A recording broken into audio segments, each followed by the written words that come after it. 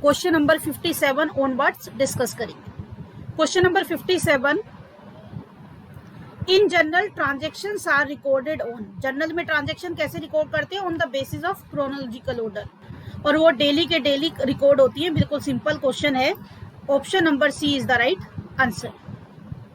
Then next question, auditing and assurance standard 2 are concern with, देखिए auditing के कुछ standards है जिन्हें AAS कहते हैं, जैसे कि अकाउंटिंग स्टैंडर्ड होते हैं, इसी टाइप से ऑडिटिंग के भी कुछ स्टैंडर्ड्स होते हैं। तो सबसे पहले तो जो पूछा गया है उसकी बात करते हैं, then we talk about the other things. आपसे पूछा गया है AAS यानी कि ऑडिटिंग एंड एश्योरेंस स्टैंडर्ड 2 किससे कनेक्टेड है? तो ये आपका कनेक्टेड होता है, किसी को आइडिया है किससे कनेक्टेड होता है? Objective and scope of accounting. किससे कनेक्टेड होता है? Objective and scope of accounting. AAS 2 auditing का objective and scope of accounting से कनेक्टेड होता है। साइड बाय साइड कुछ थोड़े से इंपॉर्टेंट भी कर लेते हैं, फिर इसकी भी पार्ट्स की बात करेंगे। ज्यादा नहीं तो एटलीस्ट आप थोड़े से स्टैंडर्ड ध्यान रखिए। एक होता है AAS1, AAS1 which is connected with basic principle of auditing, basic principles governing on auditing।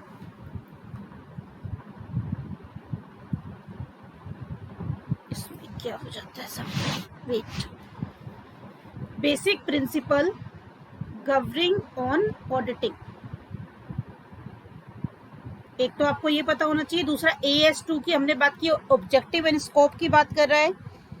Then AAS5 की अगर हम बात करते हैं, ये भी एक इम्पॉर्टेंट आपका स्टैंडर्ड है ऑडिटिंग का। AAS बात करता है ऑडिट एविडेंस की, यानी कि ऑडिट में जितने भी एविडेंस, चाहे वो इनवॉइसेस हो, डॉक्यूमेंट्स हो, जितनी भी चीजें यूज की जाती हैं, वो ऑडिटिंग एविडेंस के बारे में क्लैरिफिकेशन कहाँ गिवन है? AAS5 में। ये है AAS1। बिसाइड दिस एक इम्पॉर्टेंट AAS6 होता है, जिसमें risk assessment and internal control होता है। Risk assessment and internal control. तो ज्यादा नहीं तो एटलीस्ट जितना मैं बता रही हूँ उतने स्टैंडर्ड भी याद रखोगे तो काफी है, क्योंकि ये थोड़े से इंपॉर्टेंट है, मोस्टली लोग इसी में से पिक करते हैं। और एक है AAS8, सारे याद कर सकते हो, वेल एंड गुड, लेकिन एटलीस्ट इतने तो याद रखिए। AAS क्या है? Audit planning. कम से कम इतना याद रखिए, यानी कि AAS1 जो भी ऑडिटिंग के प्रिंसिपल अप्लाई होते हैं ऑडिटिंग पे, उससे रिलेटेड है। AAS2 objective and scope of auditing से रिलेटेड है। AAS5 ऑडिट एविडेंस से रिलेटेड है। AAS6 risk assessment and internal control से रिलेटेड है। और AAS8 ऑडिटिंग प्लानिंग से रिलेटेड है। अब अपने क्वेश्चन पे वापसी आते हैं। हमसे A2 पूछा था, वो हमने बता दिया। देखिए वाउचिंग को लेके, अगर मैं वाउचिंग की बात करूं तो वाउचिंग को लेके कोई भी पर्टिकुलर स्टैंडर्ड नहीं होता है। वैल्यूएशन ऑफ एसेट को लेके कोई भी पर्टिकुलर स्टैंडर्ड नहीं होता है। ये जो आपने अभी एविडेंस की बात की थी, ये दोनों उस एविडेंस वाले AAS में आ जाते हैं। अभी मैंने आपको बताया कि आपको ध्यान रखना है कि एविडेंस क्या यूज हुए, यानी कि ऑडिट एविडेंस जो AAS5 है, ये वाउचिंग और वैल्यूएशन एंड एसेट इस ऑडिट एविडेंस के ही पार्ट होते हैं। Then audit planning, audit planning कौन से स्टैंडर्ड में आता है? AAS8 में। क्लियर है? तो सारे याद कर सकते हो, well and good, but at least जितना चीजें मैं बताती हूँ उतना जरूर करिए, क्योंकि ये कुछ इंपॉर्टेंट स्टैंडर्ड्स हैं जो कि फ्रीक्वेंटली एग्जाम में आते रहते हैं। Now come at question number 59, which of the following can not be used for redemption of preference share? इसमें से किसको आप रिडम्पशन ऑफ प्रेफरेंस शेयर के लिए यूज नहीं कर सकते? Insurance fund. इंश्योरेंस फंड एक टाइप का फंड है जो कि आप किस लिए बनाते हो? ताकि कभी भी आप इंश्योरेंस प्रीमियम के डिफॉल्टर ना हो, या कोई आपने इंश्योरेंस का इन्वेस्टमेंट किया हुआ है उसके लिए आप इसे क्रिएट करते हो। वर्कमैन कंपनसेशन फंड आप किस लिए क्रिएट करते हो? आप इसलिए क्रिएट करते हो कि वर्किंग प्लेस पे अगर किसी एम्प्लॉय के साथ मिस हैपनिंग हो जाती है तो उसको कंपनसेशन देने के लिए इस फंड का यूज किया जाता है। जनरल रिजर्व किसी भी स्पेसिफिक पर्पस कोई इसका होता नहीं है, किसी भी पर्पस के लिए यूज हो जाते हैं, that's why these reserves are called general reserve. And profit prior to incorporation का मतलब है आपकी कंपनी ने काम शुरू कर दिया लेकिन अभी उसका इनकॉर्पोरेशन यानी कि कंपनी फॉर्मेशन के पूरे स्टेप कंप्लीट नहीं हुए हैं, तो उस टाइप के प्रॉफिट को क्या आप यूज कर सकते हैं रिडम्पशन ऑफ प्रेफरेंस शेयर। तो ये थोड़ा सा अलग क्वेश्चन है। देखिए अगर हम बात करें इन जनरल, तो इन जनरल आपसे पूछा है which following can not B use, can not B use. तो अगर हार्ड केसेस में बात करें, अगर बेसिकली बात करें तो सबसे पहली प्रायोरिटी होती है कि जनरल रिजर्व को यूज किया जाएगा। जनरल रिजर्व से भी सफिशिएंट हमारा फंड नहीं क्रिएट हो रहा, you can use insurance fund. Insurance fund से भी नहीं हो रहा क्योंकि वर्कमैन कंपनसेशन फंड तब यूज होगा जब लायबिलिटी अराइज होगी।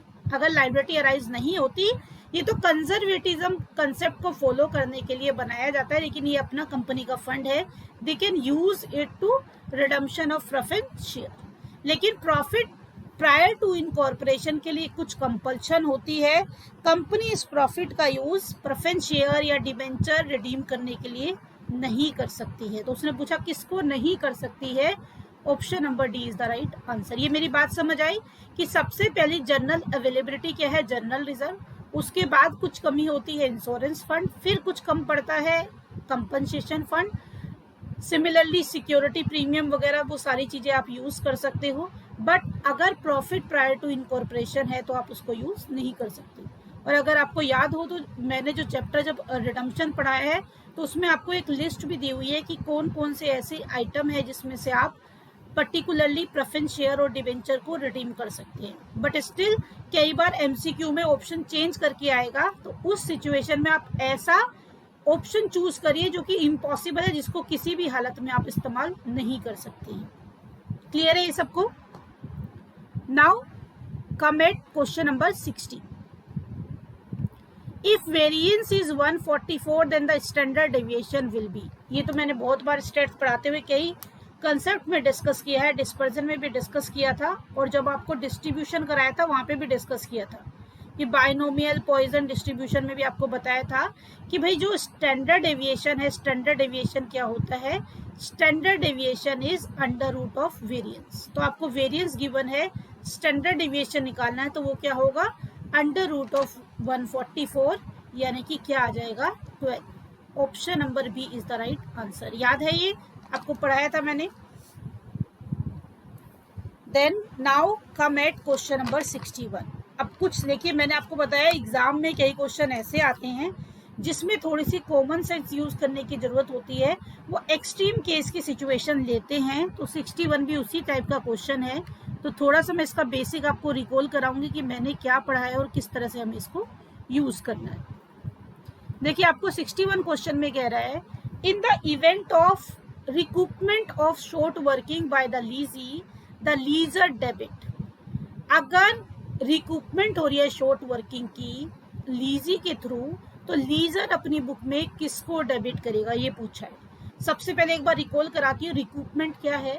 रिकूपमेंट वो सिचुएशन है जब शॉर्ट वर्किंग को आने वाले ईयर में क्या किया जाता है, कैरी फॉरवर्ड किया करके उसको एडजस्ट किया जाता है। तो आपको मैंने सबसे पहले बताया कि भाई शॉर्ट वर्किंग कब अराइज होती है, एक बार रिकॉल करा रही हूँ क्योंकि रॉयल्टी सबका थोड़ा सा वीक है। शॉर्ट वर्किंग तब अराइज होती है जब आपका minimum rent greater than actual royalty होता है।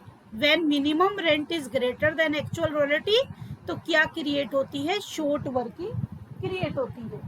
देन शॉर्ट वर्किंग के बारे में आपको बताते हैं, एक प्रोविजन है कि अगर आपका एक्चुअल रॉयल्टी कम होती है तो इस ईयर में आप क्या ले लेते हो, मिनिमम रेंट ले लेते हो, क्योंकि आपको एक मिनिमम रेंट के इक्वल एश्योरेंस होता है कि आपको इतना रिटर्न मिलेगा ही मिलेगा in the form of copyright और पेटेंट।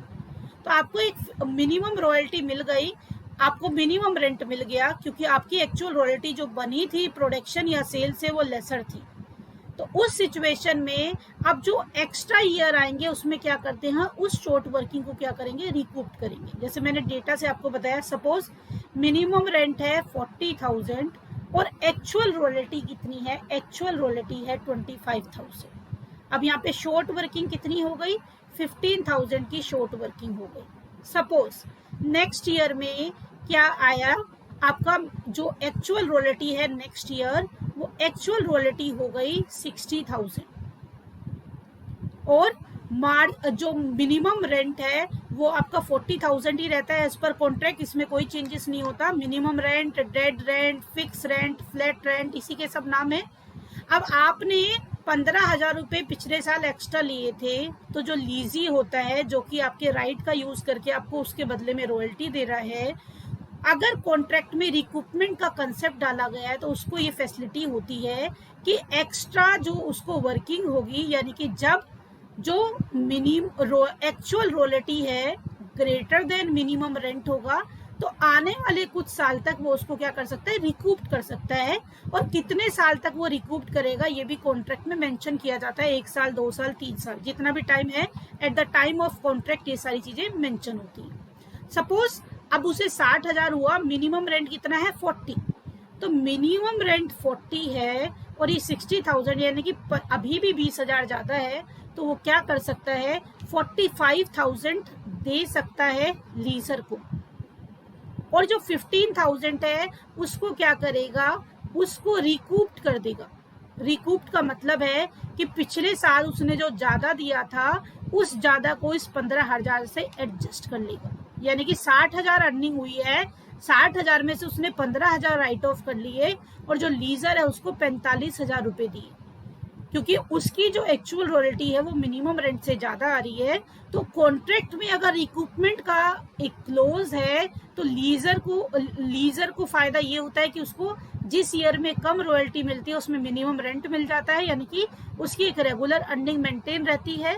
और लीजी को ये फायदा होता है कि जब एक्चुअल रॉयल्टी ज्यादा होती है तो वो उसको आने वाले सालों में as per the term and condition of contract क्या कर लेता है, रिकूप कर लेता है। अभी मुझे बताइए, शॉर्ट वर्किंग, एक्स्ट्रा वर्किंग और रिकूपमेंट का कंसेप्ट समझ आ गया सबको? जिन्होंने रॉयल्टी क्लास नहीं भी देखी है, then you are able to understand this particular concept with the help of this data. बताइए, इतना क्लियर है? किसी को कोई डाउट तो नहीं? ऑल क्लियर है? अब अपने क्वेश्चन पे आते हैं। क्वेश्चन से पहले मैं आपको रिकॉल कराऊं कि मैंने आपको क्या बताया था जर्नल एंट्री के बारे में। हाँ जी बेटा,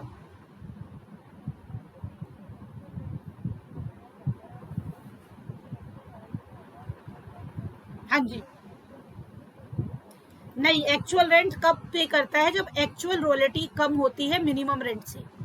अगर मिनिमम रेंट ज्यादा है और एक्चुअल रॉयल्टी कम है तो उस सिचुएशन में वो क्या पे करता है, only paid minimum rent in that particular situation.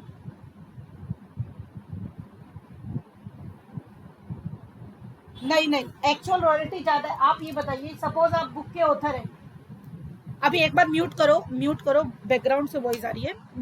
जब क्वेश्चन पूछोगे तो अनम्यूट कर लेना। देखिए, आप एक बुक के ऑथर हैं और आपका पब्लिशर के साथ कॉन्ट्रैक्ट हो गया कि आपको एनुअली 40,000 मिलेगा ही मिलेगा एज अ मिनिमम रेंट।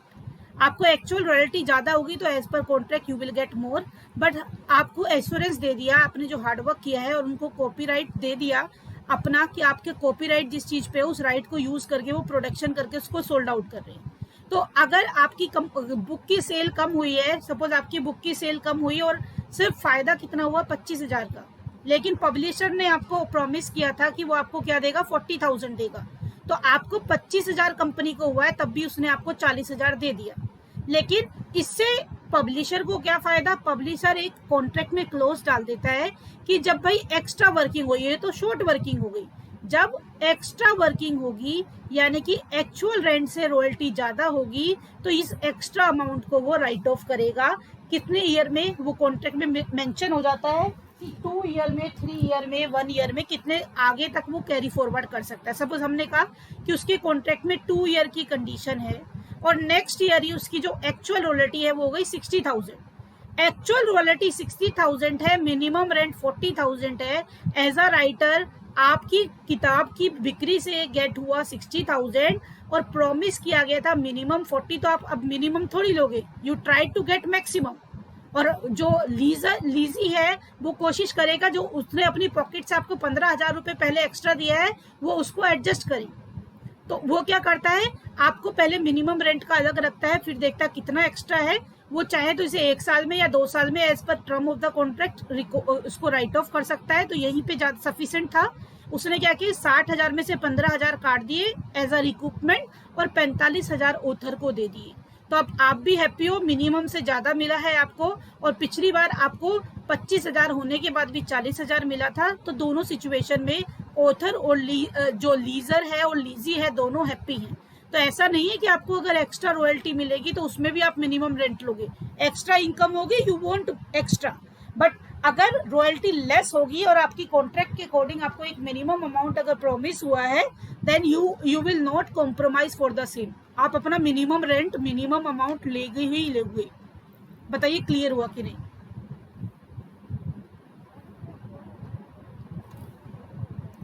अब हाँ जी, अगर रिकूपमेंट का केस नहीं होता, यानी कि कॉन्ट्रैक्ट में रिकूपमेंट की कंडीशन अगर नहीं डाली जाती, अगर ये नहीं लिखा जाता कि जो शॉर्ट वर्किंग है उसको रिकूप किया जा सकता है कमिंग ईयर में, तो जो ऑथर है, जो पेटेंट होल्डर है, जिसने आपको राइट यूज करने के लिए दिया, उसको रॉयल्टी दी जाएगी 60,000 एक्चुअल रॉयल्टी। जो उसकी एक्चुअल रॉयल्टी बनेगी वो उसको पे की जाएगी। क्लियर है? देन उसके बाद मैंने आपको बताया था कि भाई अगर आप रॉयल्टी को रिकूप्ड कर रहे हो तो लीजी की बुक में क्या एंट्री होगी और लीजर की बुक में क्या एंट्री होगी, वो आपको नोट्स में भेजा और मैंने ये चीज बताया भी था। तो एक बार रिकॉल करा रही हूँ, लीजर की बुक में क्योंकि इसके लिए ये क्या है, शॉर्ट वर्किंग को एडजस्ट कर रहा है, तो ये क्या करेगा, क्योंकि ये पेमेंट ड्यू करेगा लीजर के लिए, उसको पे करेगा, तो ये क्या करेगा, lessor account debit the receiver, क्योंकि जब पेमेंट कर रहा है तभी वो इस शॉर्ट वर्किंग को क्या करेगा, रिकूप करेगा। तो लीजर को पेमेंट करता है लीजी, इसलिए उसकी बुक में लीजर अकाउंट क्या होगा, debit what comes in, credit what goes out. ये क्या करेगा, कैश अकाउंट को क्रेडिट करेगा। To short working recouped, short working recouped, short में राइट कर रही हूँ, REC लिख रही हूँ, शॉर्ट वर्किंग रिकूप्ड, यानी कि वो क्या करेगा, लीजर के अकाउंट में लिखेगा 60,000, कैश कितना पे किया उसने 45, और शॉर्ट वर्किंग कितनी रिकूप्ड कर ली 15K। जो लीजर है वो अपनी बुक में क्या लिखेगा, उसको ये रिसीव्ड हो रहा है कैश अकाउंट डेबिट, क्योंकि अकाउंट के एक तरह से आपकी अर्निंग तो 60,000 की हुई है, वो तो पहले आप ज्यादा ले चुके हो, इसलिए लीजर ने उसका एडवांटेज गेट करते हुए इसको राइट ऑफ किया है as per the term and condition of the contract. Short working recouped debit to lessee account. यहाँ पे कितना कैश मिला 45,000, शॉर्ट वर्किंग रिकूप कितनी हुई 15,000, और टोटल लीजी के अकाउंट में कितना आया 60,000। अब इसको ये शॉर्ट वर्किंग का देखिए, पहले तो उसने ज्यादा ले लिया, इसको फायदा हो गया। अब शॉर्ट वर्किंग की वजह से उसकी अर्निंग हुई थी 60,000 और मिला सिर्फ 45,000। तो यही पूछ रहा है वो कि इस सिचुएशन में जो लीजर है अपनी अकाउंट में किसको डेबिट करेगा, किसको डेबिट करेगा, ये पूछ रहा है इस सिचुएशन में किसको डेबिट करेगा। अब ध्यान से चीजें देखिए, मैंने आपको 2 सिचुएशन बताई थी, एक सिचुएशन जिसमें रिकूपमेंट रिसीव नहीं हुआ बैलेंस अमाउंट, और एक ऐसी सिचुएशन जिसमें रिसीव हो गया है। अगर रिकूपमेंट हो गया है तो लीजी को तो फायदा हुआ, इसे किसी तरह का लॉस नहीं हुआ, लेकिन जो लीजर है वो रिकूपमेंट की सिचुएशन में एक रिजर्व बना के रखता है, जिसे क्या बोलते हैं, रॉयल्टी रिजर्व अकाउंट। यानी कि अगर रिक्रूटमेंट का कंसेप्ट है तो वो ये जो शॉर्ट वर्किंग है इसे कहाँ से चार्ज कर देगा, रॉयल्टी रिजर्व अकाउंट से। तो उसने पूछा कि लीजर इसे कहाँ डेबिट करेगा, लीजर इसको डेबिट करेगा रॉयल्टी रिजर्व अकाउंट में। यानी कि उसके लिए जो लॉस है, उसके लिए इस करंट ईयर के लिए लॉस है, तो वो पहले से ही फंड बना के रखता है, उस फंड से इस बैलेंस को चार्ज कर लेता है ताकि उसकी जो अर्निंग है वो 60K के बैलेंस रहे। जैसे कि बैड डेब्ट्स होते हैं, तो जो बैड डेब्ट्स का डिफरेंस है वो डेटर को मेंटेन रखने के लिए प्रोविजन फॉर बैड डेब्ट्स से राइट ऑफ किया जाता है। सेम अगर रॉयल्टी की सिचुएशन है तो लीजर क्या करता है, लीजर उस पर्टिकुलर डिफरेंस को रॉयल्टी रिजर्व अकाउंट से चार्ज कर लेता है, रॉयल्टी रिजर्व अकाउंट को क्या कर देता है, डेबिट कर देता है। ये बताइए क्लियर है कि नहीं? और एक चीज क्या बताई थी, अगर अनरिकूप्ड है, यानी कि सपोज आपके कॉन्ट्रैक्ट में ये क्लोज है कि आप सिर्फ 1 साल तक रॉयल्टी कैरी फॉरवर्ड कर सकते हो। तो अभी आपने देखा शॉर्ट वर्किंग जो आपकी थी वो थी 15,000, और नेक्स्ट ईयर जो मिनिमम रेंट है वो तो सेम ही रहता है 40,000, एक्चुअल रॉयल्टी हुई 50,000। तो यहां से एक्चुअल रॉयल्टी हुई है 50 और 1 साल तक ही सिर्फ कैरी फॉरवर्ड किया जाता है। तो इस सिचुएशन में जो लीजर है, लीजर को पेमेंट की जाएगी 40 के, शॉर्ट वर्किंग रिकूप्ड होगी 10,000 और 5,000 क्या होगी, अनरिकूप्ड, नॉट रिकूप्ड या अनरिकूप्ड। अब ये जो नॉट रिकूप्ड और अनरिकूप्ड है ये क्या हो गया, लॉस हो गया। ये लॉस है, इसलिए इसे कहां से चार्ज करेंगे, प्रॉफिट एंड लॉस से। तो जो लीजर है, लीजर के लिए 5,000 रुपये अब उसे देने नहीं पड़ेंगे, तो उसके लिए क्या हो गया, ये 5 के जो नॉट रिकूप्ड है वो लीजर के लिए क्या हो गया, लीजर के लिए हो गया प्रॉफिट, और इसको क्या करेंगे, प्रॉफिट एंड लॉस अकाउंट में क्रेडिट कर देंगे। और सेम अमाउंट क्योंकि लीजी को लॉस हो गया उसे एक्स्ट्रा देना पड़ा, इतनी तो अर्निंग नहीं हुई, तो लीजी की बुक में ये particular 5,000 profit and loss account में क्या हो जाएगा, डेबिट हो जाएगा। अगर इसे सम अप करो, मैं इसीलिए बता रही हूँ क्योंकि रॉयल्टी सबके लिए नया था, एक ही बार आपने पढ़ा है अभी, तो इसलिए सारे कंसेप्ट को एक बार क्वेश्चन के साथ रिकॉल करा दूँ। अब बताइए सिचुएशन समझ आई कि क्या अलग अलग बात है इसमें। All of you getting the concept? ये चीजें एक बार दोबारा से पढ़ लेना रॉयल्टी वाला। अभी मैं एमसीक्यू भी, अभी थोड़े से और क्वेश्चन भी रॉयल्टी के आपको साइड बाय साइड भेजूंगे, पहले आप बेसिक क्लियर करो। ये बात क्लियर है? तो जहां पे भी आएगा क्वेश्चन साइड बाय साइड में रिलेटेड कंसेप्ट भी बताऊंगी ताकि थोड़ा सा कंसेप्ट आपका क्या बन जाए, स्ट्रॉन्ग बन जाए। नाउ क्योंकि हमारा मोटो सिर्फ आंसर बताना नहीं है प्रीवियस ईयर का, हमारा मोटो है उससे रिलेटेड आसपास की इंफॉर्मेशन करना, प्लस साथ में जो हम कर चुके हैं ऑलरेडी प्रीवियस लेक्चर्स में उन कंसेप्ट को रिकॉल करना। ऑडिटिंग बिगेन्स व्हेन अकाउंटिंग एड, भाई ऑडिटिंग तो तभी शुरू होगी जब अकाउंटिंग में सारा डेटा रिकॉर्ड हो जाएगा। Simple, auditing begin when accounting एड। Option number C is the right answer. Pricing strategy include, इसमें से कौन सी प्राइसिंग स्ट्रेटेजी है, तीनों की तीनों प्राइसिंग स्ट्रेटेजी है। अब एक वन वन करके इसको समझ लीजिए क्या होता है। सबसे पहले होता है predatory pricing. Anybody tell me what is predatory pricing? कोई बता सकता है प्रेडिक्टरी प्राइसिंग क्या होता है?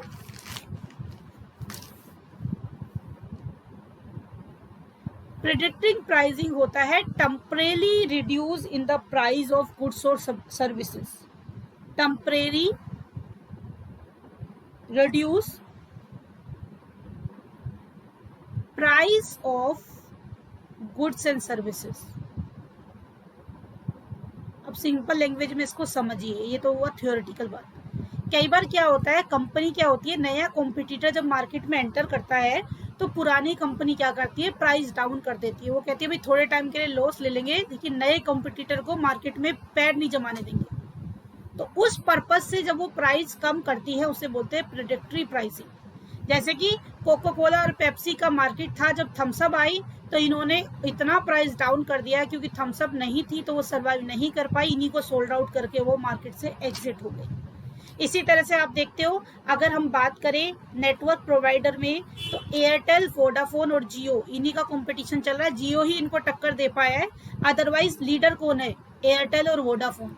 कोई भी दुनिया भर के नए आए, आइडिया आया, ये आया, वो आया, दुनिया भर की छोटी छोटी एसर आया, फलाना आया, लेकिन ज्यादा टिक नहीं पाए। वो कहीं ना कहीं इन्होंने ही क्या कर लिए, टेक ओवर कर लिए। क्योंकि इन्होंने क्या किया, इनिशियली उनकी इनिशियल स्टेज थी, इन्होंने प्राइस डाउन किया और प्राइस डाउन करके जो नया कॉम्पिटिटर था मार्केट में उसको पैर जमाने नहीं दिए। तो उस पर्पस के लिए अगर थोड़े टाइम के लिए प्राइस को रिड्यूस किया जाता है सर्विस या गुड्स की, उसे बोलते हैं प्रेडिक्टरी प्राइसिंग। देन होता है प्राइस फिक्सिंग। इसको नॉर्मल प्राइस फिक्सिंग मत समझना। प्राइस फिक्सिंग क्या होता है, कई बार कॉम्पिटिटर आपस में सेट कर लेते हैं। देखिए अभी क्या है, अगर ओलिगोपोली मार्केट है, मार्केट होती है perfect competition, monopoly, monopolistic, oligopoly. Oligopoly form of market है, यानी कि थ्रोट एंड कट, यानी कि बहुत ज्यादा कंपटीशन है आपस में। जैसे मैंने बात की आपका वोडाफोन, एयरटेल और जियो की, इनमें कैसा कंपटीशन है, एक को प्राइस डाउन करना है तो दूसरे को भी डाउन करना ही पड़ेगा। आप सॉफ्टवेयर इंडस्ट्री की बात करेंगे, लिमिटेड कंपनी है, कट एंड थ्रो है, ओलिगोपोली मार्केट है, यानी कि ऐसे पर्टिकुलर प्रोडक्ट जिसको प्रोवाइड करने वाली 8-10 कंपनी ही है, उस मार्केट को क्या कहते हैं, ओलिगोपोली।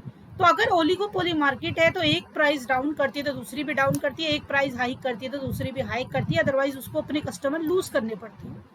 तो कई बार क्या करती है कंपनी, मान लो वोडाफोन, एयरटेल और जियो आप देख रहे होगे, अब एक टाइम के बाद ये क्या करे, प्राइस फिक्सिंग करे। अगर वोडाफोन ने अपने पैकेज का प्राइस इंक्रीज किया तो एयरटेल भी करता है और जियो भी करता है, तीनों साथ में इंक्रीज कर रहे हैं। ऐसा नहीं है कि वोडाफोन एयरटेल ने कर दिया और जियो कह रहा है मैं नहीं कर रहा हूँ। तो इन्होंने क्या कर लिया, आपस में साठगांठ कर ली कि प्राइस को अप करना है, प्राइस को कब डाउन करना है, कब अप करना है। अगर ये कुछ मार्केट में स्टेबिलिटी लाने के लिए ये कुछ टेम्परेरी एग्रीमेंट करते हैं for some period of time, it may be 6 month, 1 year, it may be any period, इनके ऊपर डिपेंड करता है। अगर इस तरह की वो फिक्सिंग करते हैं मार्केट में, उसे बोलते हैं प्राइस फिक्सिंग। इस प्राइस फिक्सिंग का मतलब ये नहीं है कि आपने प्राइस तय किया कि भाई ये कॉस्ट है, ये प्रॉफिट मार्जिन है, ये सेलिंग प्राइस है, ये वो वाली प्राइस फिक्सिंग नहीं है। प्राइसिंग स्ट्रेटेजी की कंसेप्ट में बात करते हैं, कॉन्टेक्स्ट में बात करते हैं, तो प्राइस फिक्सिंग मीन्स कॉम्पिटिटर आपस में एग्रीमेंट करके प्राइस की स्टेबिलिटी, प्राइस का फ्लैक्चुएशन डिसाइड कर लेते हैं, अप एंड डाउन डिसाइड करते हैं, उसको बोलते हैं प्राइस फिक्सिंग। क्लियर है सबको, डाउट नहीं पहले दो में? देन थर्ड वन, पहले दो में किसी को डाउट नहीं है। थर्ड वन है डिसेप्टिव प्राइसिंग। अब डिसेप्टिव प्राइसिंग क्या है, अभी हम दिवाली, होली, नवरात्रि आएंगे, कंपनियां बेवकूफ बनाती हैं, बाय 2 गेट 1 फ्री। ये क्या है, भ्रमात्मक स्थिति, जिसको बोलते हैं misleading concept, misleading the customer. Buy 2 get 1 free, अब ब्रांडेड प्रोडक्ट आप लेने जाते हो, बाय 2 गेट 1 फ्री के चक्कर में आप 2 शर्ट और 1 जीन्स लेके आते हो 10,000 रुपए की, बाय 2 गेट 1 फ्री के चक्कर में। आपको लालच देता, आप एक खरीदने गए थे, उसने कहा सर बाय 2 गेट 1 फ्री, आपने खरीदना एक शर्ट थी, 3 खरीद के ले आए, 10,000 उसको पूछ के आ गए। क्यों? क्योंकि उसने क्या किया, आपको मिसलीड करा। उसके अलावा क्या करती है कंपनी, आपको 100 रुपीज प्राइस है, इसमें ऐड कर दिया 40%, 40% ऐड करके प्राइस कोट किया 140, इसमें आपको कह दिया डिस्काउंट ऑफ 10%। अब 140 पे 10% डिस्काउंट दे दिया, 14 रुपीज आपको डिस्काउंट दे दिया, तो कितना आ गया, 3 में से 1 गया 2, 126। स्टिल 100 रुपए की कॉस्ट है, 126 में बेच रही है, 26 रुपए का अभी भी फायदा है। तो जब कंपनी इस तरह की स्ट्रेटेजी अडॉप्ट करती है कस्टमर को खरीदने के लिए, मिसलीड करने के लिए, उसको कस्टमर को ग्रिड प्रोवाइड करते हैं, उसे बोलते हैं डिसेप्टिव प्राइसिंग। बताइए क्लियर है कि नहीं? सबको क्लियर है? किसी को कोई डाउट? ऑल क्लियर है? तो कंसेप्ट को ऐसे पढ़ के करो कि आपको समझ आए, वो ऐसे नहीं कि हमने बस रट्टा माले, अभी pricing strategy option number D वो जमाना चलेगा। जितना कुछ कर रहे हो ना, किसी भी टाइप का पेपर उठा रहे हो, उसको प्रॉपर्ली उठाओ।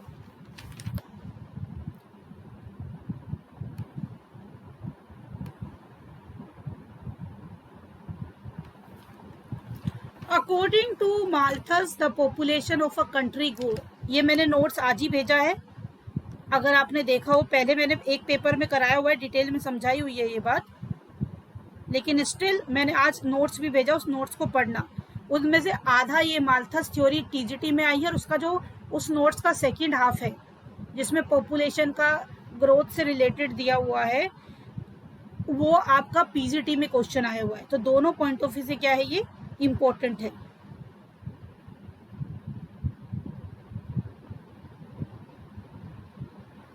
तो अभी अगर आपने देखा हो डॉक्यूमेंट तो आपको पता होगा, प्रीवियस वीडियो कोई देखी हो तो भी पता होगी कि माल्थस थ्योरी के अकॉर्डिंग पॉपुलेशन कैसी ग्रो होती है, ज्योमेट्रिकली। हाँ आंटी आ रही है खाना बनाने। According to Malthus the population of a country grow geometrically. तो कंट्री कैसे ग्रो करती है, कंट्री की जो पॉपुलेशन है वो ज्योमेट्रिकली ग्रो करता है, और जो फूड है, फूड कैसे ग्रो करता है, अर्थमेटिकली। पढ़ना उस नोट को, उसमें साफ साफ मैंने मेंशन करके दिया हुआ है कि माल्थस थ्योरी के अकॉर्डिंग जो फूड है वो अर्थमेटिकली इंक्रीज होता है और पॉपुलेशन ज्योमेट्रिकली। अर्थमेटिकली मीन्स मान लो 10 प्लस 5 15, 15 प्लस 5 20, 20 प्लस 5 25, इसे बोलते हैं अर्थमेटिक प्रोग्रेशन। और ज्योमेट्रिक क्या होता है, स्क्वायर में 10 की पावर 1, 10 की पावर 2, 10 की पावर 3, ये होता है ज्योमेट्रिकली। 10 की पावर 4 यानी कि पहले 10, फिर 10 से 100, 100 से 1000, 1000 से 10,000। अब पॉपुलेशन तो इस रेट में बढ़ रही है और फूड कैसे बढ़ रहा है, 10, 15, 20, 25, तो ऑब्वियसली शॉर्टेज ऑफ फूड होगा ही होगा। तो माल्थस ने ये प्रूव किया कि भाई फूड धीरे धीरे बढ़ रहा है, पॉपुलेशन फास्टर रेट से बढ़ रही है, यानी कि ज्योमेट्रिकली इंक्रीज हो रही है। वो नोट्स को पढ़ना, कोई डाउट होगा तो मुझसे पूछना, जो आपके साथ शेयर किया मैंने। According to Malthus the population of a country grow geometrically. Next question, last question आज का। An asset was purchased for rupees 5 lakh with a down payment of 1 lakh. 5 lakh की परचेज की, डाउन पेमेंट की 1 लाख की, bill accept किया 4 लाख का। What would be the effect on total asset and total liability in the balance sheet. भाई 5 लाख का खरीद के अगर एसेट साइड की बात करूं, 5 लाख की एसेट आ गई, 1 लाख का कैश चला गया, एसेट में नेट इफेक्ट कितना पड़ा, 4 लाख।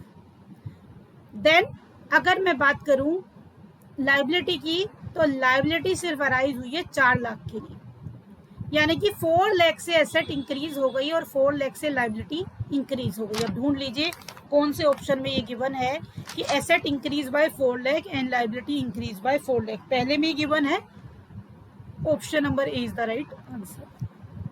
क्लियर है? If anybody have any doubt then you can ask.